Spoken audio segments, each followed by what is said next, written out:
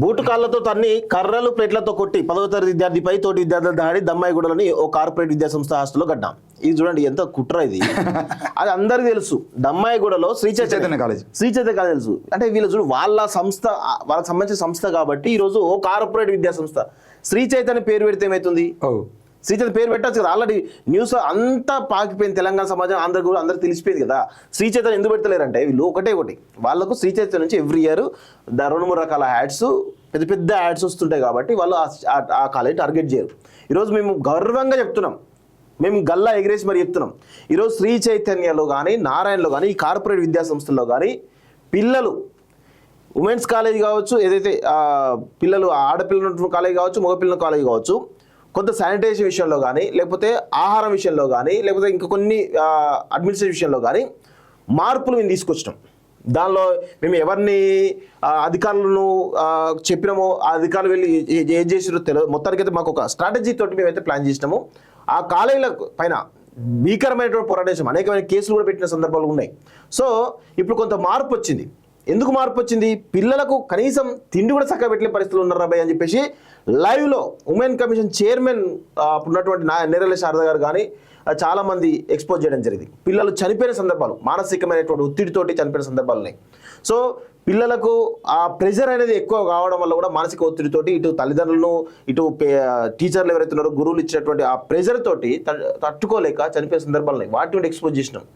So ఇప్పుడు శ్రీ చైతన్య నారాయణలో మనము ఒక మీడియాలో ఉన్నప్పుడు మన బాధ్యత ఏంది అనేది ఒకసారి గుర్తించాలి. ఈరోజు ఈ పత్రికలు ఏ విధంగా ప్రజల కోణంలో కాకుండా పాలకుల కోణంలో ఆలోచిస్తుంటాయి. అన్నీ కూడా వాళ్ళకు పాలకులు ఇచ్చేటువంటి తాయిలాల కోసమే వాళ్ళ కోణంలో ఆలోచిస్తూ వార్తలు రాస్తుంటారు తప్ప మన మీడియా కదా, మన మీడియా బాధ్యత నిర్వహించాలి కదా, ప్రజల కోణంలో వార్తలు రాయాలి కదా.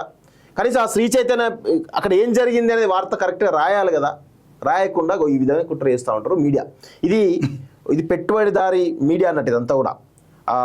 ఆయన ఎవరు మన శ్రీశ్రీ అనుకుంటా కదా, పెట్టుబడిదారి విషపత్రికలు అని చెప్పి పెట్టుబడిదారి వర్గాలకు పుట్టినటువంటి విషపుత్రికలే ఈ పత్రికలు అని చెప్పేసి కూడా ఆనాడే చెప్పారు. అంటే ఎంత దారుణంగా వాళ్ళకు కావాల్సిన ఎజెండాని చాలా జాగ్రత్తగా తీసుకొస్తుంటారు. ఇప్పుడు గతంలో ఈనాడు కూడా అదే పరిస్థితి.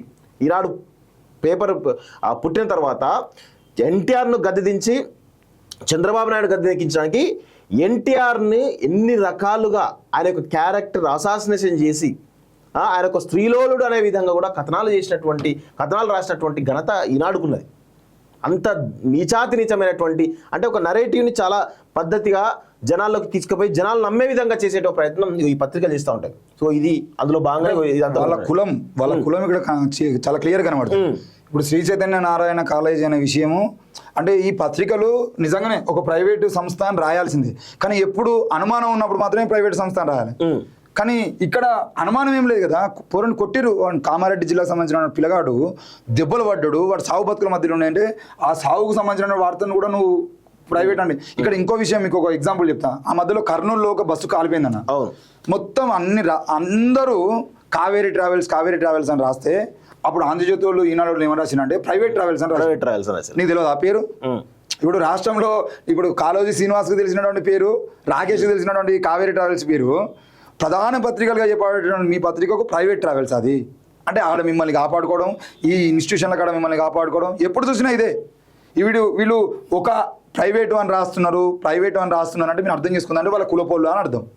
ఇక్కడ ఏంటంటే ఇది రాయడం వెనకాల కారణం ఏంటంటే ఇది చిన్న ఆల్రెడీ వార్త వైరల్ అయింది. రాయకపోతే ఇక పత్రికా విలువలు లేవని చెప్పి అంటారేమో అనే ఇది మొన్నటి సంఘటన అసలు మొన్న రాత్రి కాబట్టి ఎదురుగా హైదరాబాద్ దమ్మాయిగూడలో ఉన్నటువంటి ఒక కార్పొరేట్ విద్యాసంస్థ హాస్టల్లో దారుణం జరిగింది. ఓ 10వ తరగతి విద్యార్థిపై తోటి విద్యార్థులు కొందరు విచక్షణ రహితంగా దాడి చేశారు. బూటు కాళ్లతో తన్ని కర్రలు ప్లేట్లతో కొట్టి తీవ్రంగా గాయపరిచారు.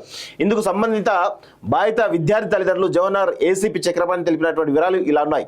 కామారెడ్డికి చెందినటువంటి అభిషేక్ రెడ్డి మేడ్చల్ మల్కాజ్గిరి జిల్లా దమ్మాయిగూడలో కార్పొరేట్ విద్యాసంస్థ పాఠశాలలో హాస్టల్లో ఉంటూ 10వ తరగతి చదువుతున్నాడు. అయితే శుక్రవారం రాత్రి విద్యార్థుల మధ్య తలెత్తిన గొడవలో సుమారు 9 మంది విద్యార్థులు అభిషేక్ పై దాడి చేశారు. బూటు కాళ్లతో తొక్కుతూ తన్నుతూ కర్రలు ప్లేట్లతో తీవ్రంగా కొట్టారు. మరుసటి రోజు హాస్టల్ వార్డెన్ అభిషేక్ రెడ్డి విచారించగా మెట్లపై నుంచి జారిపడడంతో గాయపడ్డని చెప్పాడు. దీంతో హాస్టల్ నిర్వాహకులు విద్యార్థి తల్లిదండ్రులకు సమాచారం ఇచ్చారు. హుటాహుటిన పాఠశాల చేరిన తల్లిదండ్రులు అభిషేక్ తీసుకొని కామారెడ్డి బయలుదేరారు. మార్గ మధ్యలో తనపై జరిగిన దాడి విషయాన్ని, గాయాలకు అసలు కారణాన్ని అభిషేక్ తల్లిదండ్రులకు వివరించాడంటూ చెప్తా ఉన్నారు. ఇది జరిగినటువంటి సంఘటన. ఇక్కడ ఆ అబ్బాయి ఫోటో ఉండదు, ఆ కాలేజీకి సంబంధించినటువంటి ఫోటో ఉండదు, ఏమి ఉండదు. ఇంత దారుణంగా మీడియా వ్యవహరిస్తుందంటే మన తెలంగాణ సమాజం ఏ విధంగా మీడియా పట్ల జాగ్రత్తతో, ఈ పెట్టుబడిదారి మీడియా పట్ల ఎంత జాగ్రత్తగా ఉండాలో అర్థం చేసుకోవాలి.